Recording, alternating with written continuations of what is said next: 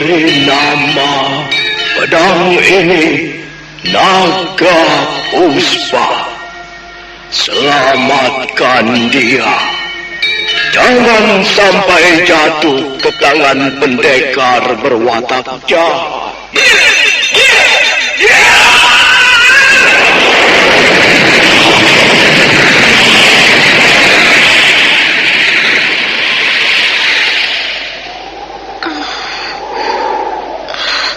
Kakang Kamandanu, kau masih juga tidak percaya bahwa aku mencintaimu. Mesin, maafkan aku, Mesin. Mesin. Mesin!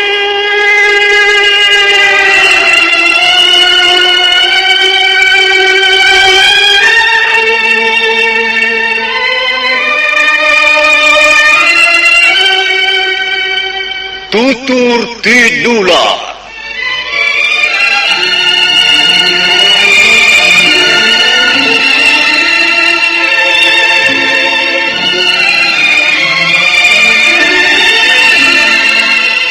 Sebuah sandiwara radio serial, produksi Sanggar Cerita dan Teater Sanggar Prativi.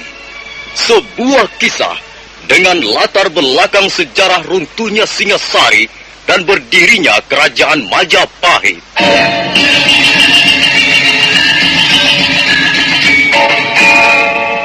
Sandiwara ini didukung oleh pemain-pemain radio yang sudah ternama, Ferry Fadli, Ivone Rose, dan Eli Ermawati.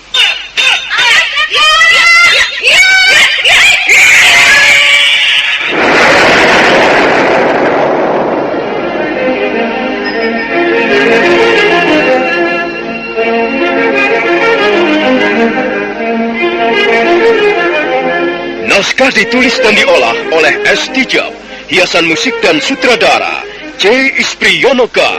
Kali ini mengetengahkan episode ke-13 dengan judul Geger Pedang Naga Puspa.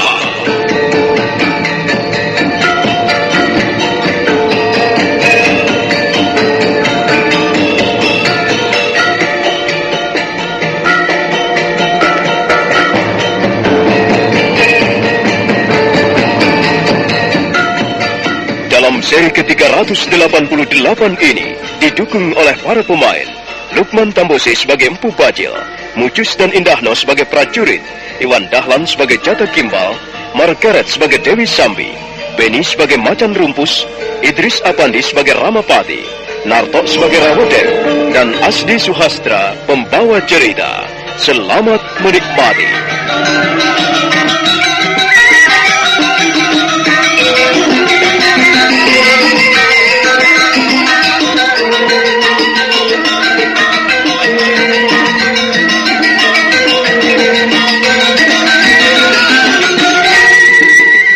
Bajil dan Jata Kimbal dengan berpakaian menyamar sebagai dua orang prajurit Majapahit segera memacu kudanya menuju ruang tawanan.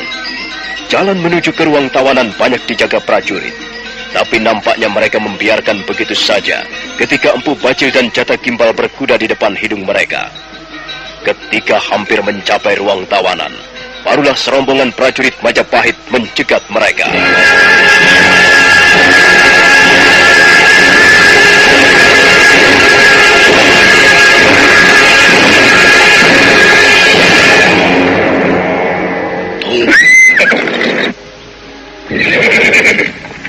Tunggu, kalian berdua hendak kemana? Kami berdua ditugaskan untuk membantu mengamankan daerah di sekitar ruang tawanan. Ayo minggir kawan, kami mau lewat. Maaf kawan, kami terpaksa menahan kalian di sini. Kami juga sedang menjalankan tugas. Kalian harus menunjukkan surat tugas. Sebab ketahuilah, kami ditugaskan untuk menjaga pintu gerbang menuju ruang tawanan dengan ketat. Sebab tawanan wanita yang bernama Dewi Sambi itu nanti, tepat tengah malam, akan menjalani hukuman matinya. Oh, jadi kalian mencurigai kami? Bukan begitu. Tapi kita sama-sama sedang menjalankan tugas. Kami semua bertugas di sini secara bergiliran. Kami akan bertugas sampai nanti menjelang fajar menyingsing. Kami hanya akan melewati jalan ini, dan sebentar lagi kami akan kembali.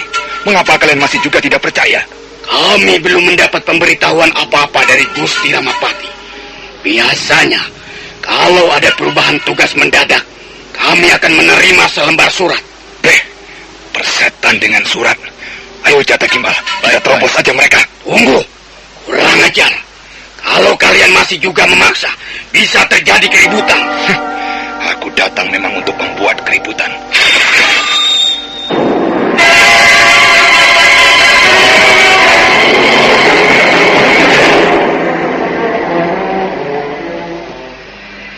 Empu Bajil tidak sabar lagi. Dia segera menarik pedang naga puspa dari warangkanya. Prajurit-prajurit Majapahit yang berkerumun di depan mereka tersentak. Mereka ternganga keheranan melihat pamor pedang berwarna kemerah-merahan. Tapi nampaknya pimpinan mereka segera menyadari apa yang terjadi. Kurang ajar. Kalian prajurit-prajurit tidak tahu aturan. Apakah kalian berdua prajurit baru?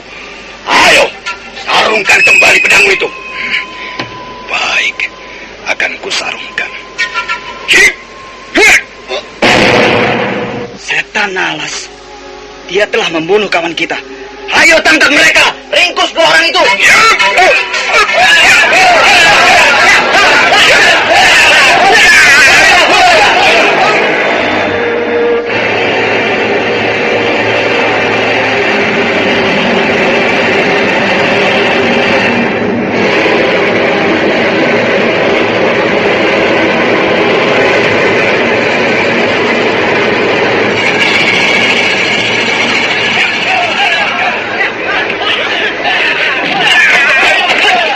Sekitar 20 orang prajurit segera menyerbu. Empu Bajil dengan pedang naga puspanya menghadang mereka. Sementara itu Jatah Gimbal menggunakan sebilah pedang pendek berukuran besar. Maka terjadilah pertarungan sengit. Empu Bajil mengamuk bagaikan orang kesetanan. Pedang naga puspa menyambar ke sana kemari. Dan terdengarlah senjata-senjata berpatahan. Dengan mudah Empu Bajil membereskan prajurit-prajurit Majapahit. Ada salah seorang prajurit berusaha untuk melarikan diri. Tapi Empu Bajil segera membabatnya tepat pada bagian lehernya.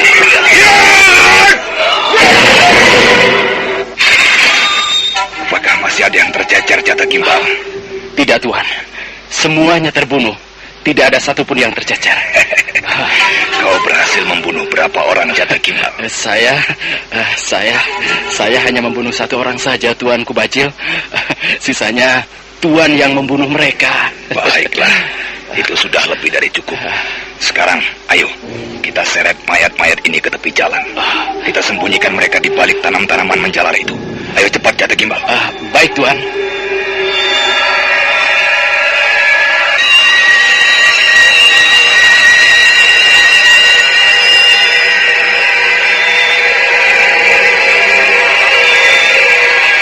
Empu Bajil dan Jatah Gimbal kemudian menyeret mayat-mayat prajurit Majapahit yang bergelimpangan di tengah jalan. Setelah menyembunyikan mereka di balik tumbuh-tumbuhan menjalar yang banyak terdapat di sekitar tempat itu, Empu Bajil mengajak Jatah Gimbal meneruskan perjalanannya menuju ke ruang tawanan.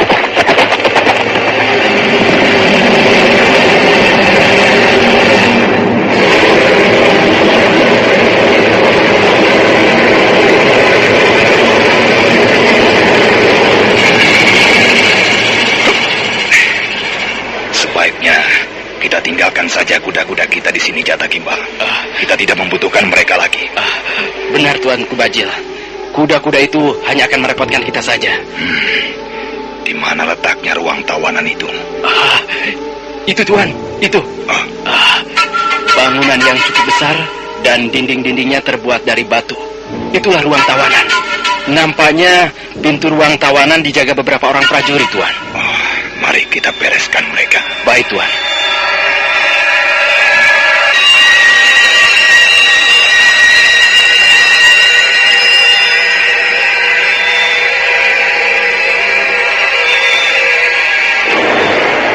Empu Bajil dan Jatah Gimbal kemudian berjalan mengendap-endap menuju ke pintu ruang tawanan. Ada 2 orang prajurit Majapahit berjaga di depan pintu. Empu Bajil memberi isyarat pada Jata Gimbal. Jata Gimbal mengangguk perlahan. Kemudian serentak mereka menyerang dua orang prajurit jaga itu.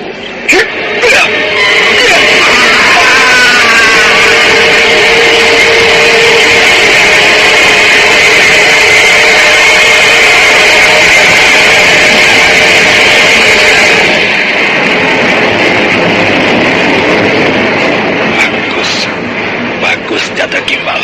Dua orang monyet itu sudah kita bereskan. Apakah mereka sudah kau sembunyikan dengan baik? Beres, Tuan. Mayat-mayat mereka sudah saya sembunyikan di balik arca batu. Bagus. Mana ruang tahanan itu? Ayo cepat. Aku sudah tidak sabar lagi membebaskan Sambi.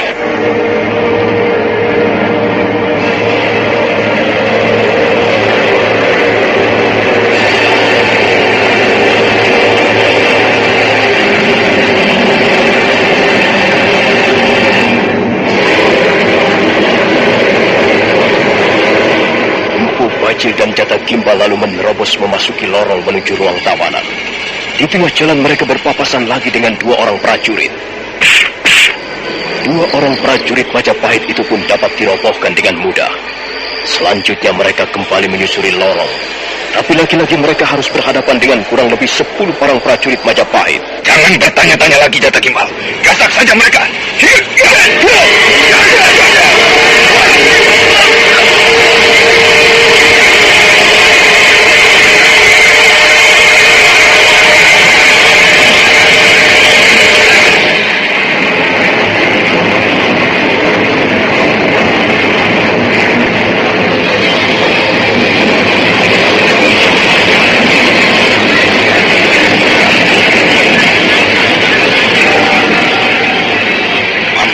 Kalian prajurit-prajurit Majapahit.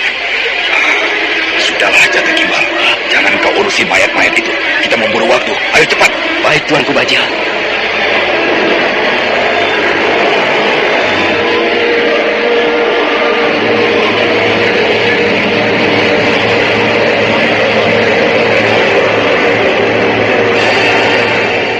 Kembali Empu Bajil dan Jata Gimbal melompat. Dan ternyata sekarang keadaan sudah aman. Mereka tidak lagi berpapasan dengan prajurit Majapahit seorang pun. Setelah mencari ke sana kemari, akhirnya mereka dapat menemukan ruangan tawanan di mana Dewi Sambi berada. Sambi, lihat. Aku datang, Sambi. Aku datang. Kakang Bajil. Akhirnya kau datang juga, Kang. Aku datang untuk membebaskanmu, Sambi. Aku percaya itu, Kakang. Aku percaya bahwa suatu saat kau akan datang untuk membebaskan aku. Dan ternyata sekarang inilah saatnya. Jata Gimbal. Ya. Mundurlah beberapa langkah. Aku akan menjebol pintu ruang tawanan ini. Baik, Tuanku Bajil. Kau tenang saja di situ, Sambi. Aku akan mendobrak pintu ini dengan pedangku.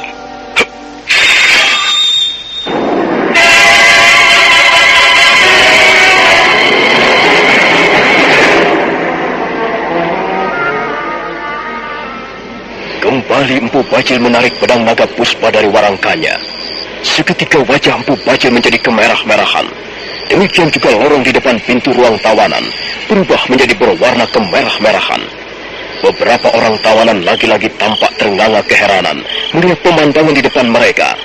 Demikian pula Kolor Rampis dan Macan Rumpus.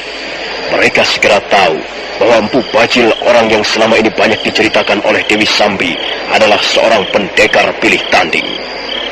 Empu Bajil menarik napas beberapa kali sebelum kemudian mengayunkan pedang naga puspa ke arah pintu ruangan tawanan.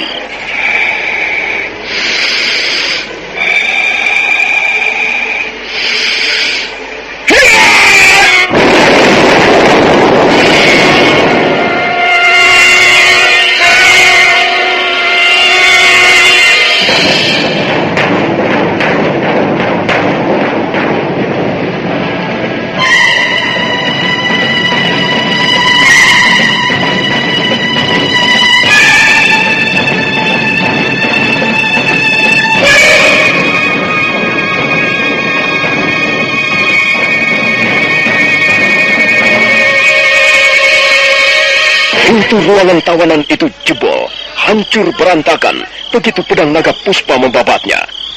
Empu Bajil segera menghambur masuk. Tapi mendadak dia menjadi heran bercampur geram. Wajahnya merah tegang, sementara pedang naga puspa masih berada dalam genggamannya. Sambi! Kakang Bajil, apakah ada yang kurang beres? Ruangan inilah yang kurang beres. Aku tidak melihat seorang wanita pun di ruangan ini. Semua adalah laki-laki. Hanya kaulah wanitanya. Oh, kurang ajar. Hai, aku bertanya pada kalian. Apa yang telah kalian lakukan kepada wanita ini? Apa yang kalian lakukan kepada Sambi selama dia berada dalam ruang tawanan ini? Sudahlah, Ayo Kakang. jawab! Tak ada seorang pun di antara mereka yang berani mengganggu aku. Benar begitu. Awas, kalau ada di antara kalian berani berbuat tidak senonoh kepada Sambi, tubuhnya akan kucincang lumat. Sudahlah, Kakang. Tak perlu meributkan soal itu. Lebih baik kita segera keluar dari ruangan tawanan ini. Kita harus segera melarikan diri, Kakang. Sambi, tunggu. Begitu kita keluar dari ruangan ini, kita langsung akan berhadapan dengan prajurit-prajurit Majapahit. Karena itu kupikir ada baiknya kita bebaskan mereka sekarang juga. Bagus juga usulmu, Kakang Bajil. Nah, bagaimana? Apakah kalian juga ingin bebas? Maaf Tuanku Dewi Sambi. Sebenarnya kami bukan hanya ingin bebas, tapi kami semua ingin bergabung dengan Tuanku Dewi Sambi dan Tuanku Bajil. Ya, itu adalah niat kami. Dan itu pun kalau niat kami ini bisa diterima dengan baik. Bagaimana, Kakang Bajil? Mereka semua ingin bergabung dengan kita. Kukira sebaiknya kita terima usul mereka. Mereka semua yang berada di ruang tawanan ini adalah bekas-bekas perampok, Kakang. Mereka juga menjadi musuh-musuh besar kerajaan Majapahit. Baiklah. Kita terima kehadiran mereka. Sekarang mari kita cepat keluar dari sini. Tapi kalian semuanya tidak bisa keluar dengan tangan kosong. Kalian bisa mencari senjata sendiri-sendiri. Di sepanjang lorong ini ada banyak prajurit tergeletak binasa. Kalian bisa mengambil pedang atau tombak mereka untuk senjata. Ayo cepat, kita tinggalkan tempat ini. Ayo Sambi.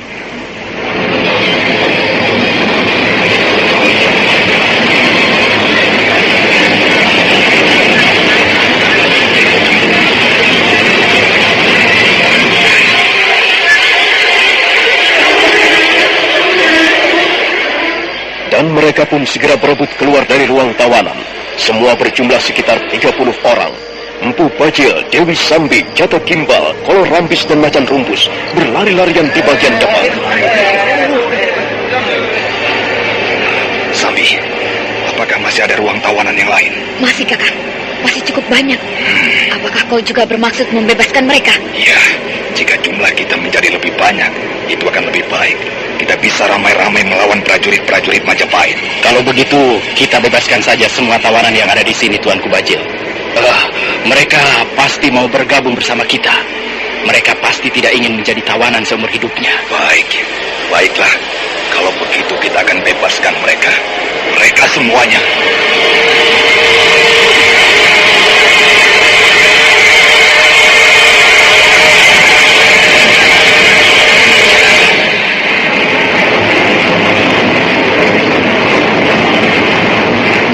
Dan kembali mereka berlari-larian di sepanjang lorong.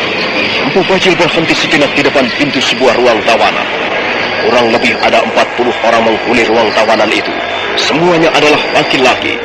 Empu Bajil segera mendekati pintu ruang tawanan. Apakah kalian juga ingin bebas? Bagus. Aku akan membebaskan kalian. Dan setelah kalian keluar dari ruangan ini nanti, kita akan bersama-sama melawan prajurit-prajurit Majapahit. Ya!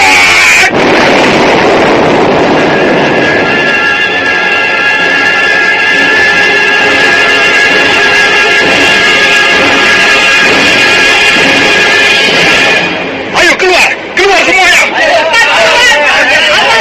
Kalian dikurung di tempat ini. Ayo cepat.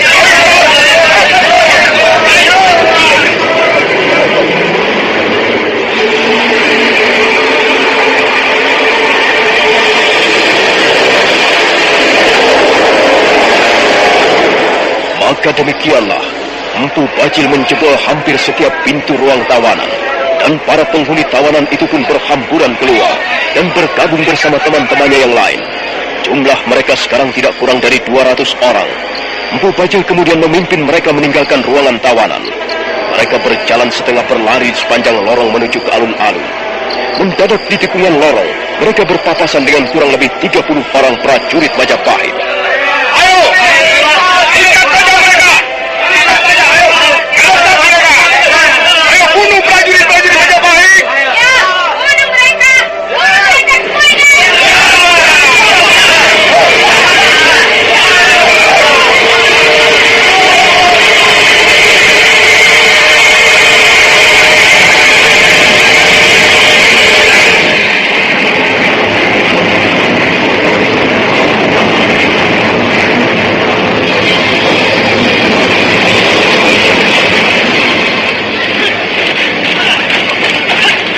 Empu Bajil, Dewi Sambi, Jata Gimbal, dan para tawanan yang lain mengamuk bagaikan orang gila. Ada juga di antara mereka yang roboh binasa terkena sabetan pedang prajurit Majapahit. Namun pertarungan berjalan tidak seimbang. Para tawanan itu pun dengan mudah dapat merobohkan prajurit-prajurit Majapahit yang berusaha melarikan diri.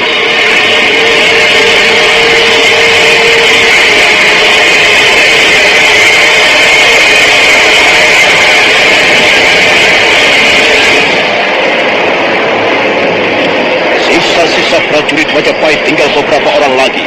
Sebenarnya mereka bermaksud melarikan diri, tapi Empu Bajil dan Dewi Sambi tidak memberinya kesempatan. Satu persatu di antara 4 orang itu pun segera roboh bersimbah darah. Tapi mereka sudah berhasil meniup sangkakala. Pada saat itulah muncul prajurit-prajurit yang lain. Mereka segera mengepung Empu Bajil dan kawan-kawannya yang bermaksud menuju ke alun-alun.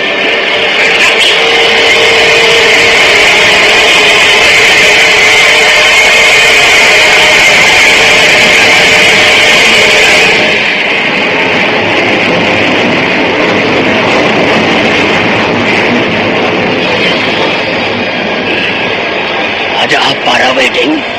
Aku mendengar suara ribut-ribut di kejauhan. Apa yang terjadi? Ada pemberontakan, Gusti Ramapati. Dewi Sambi dan para tawanan yang lain berhasil melarikan diri.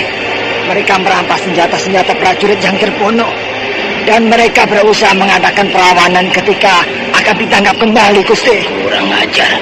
Ayo cepat, siapkan prajurit-prajurit yang lain. Baik, Gusti.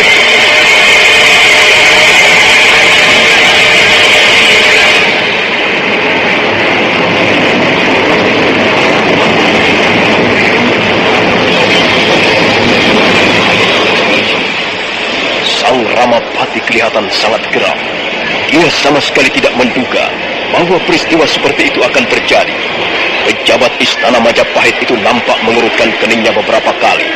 Sementara itu Rawedeng pergi untuk mengerahkan prajurit-prajuritnya. Nah,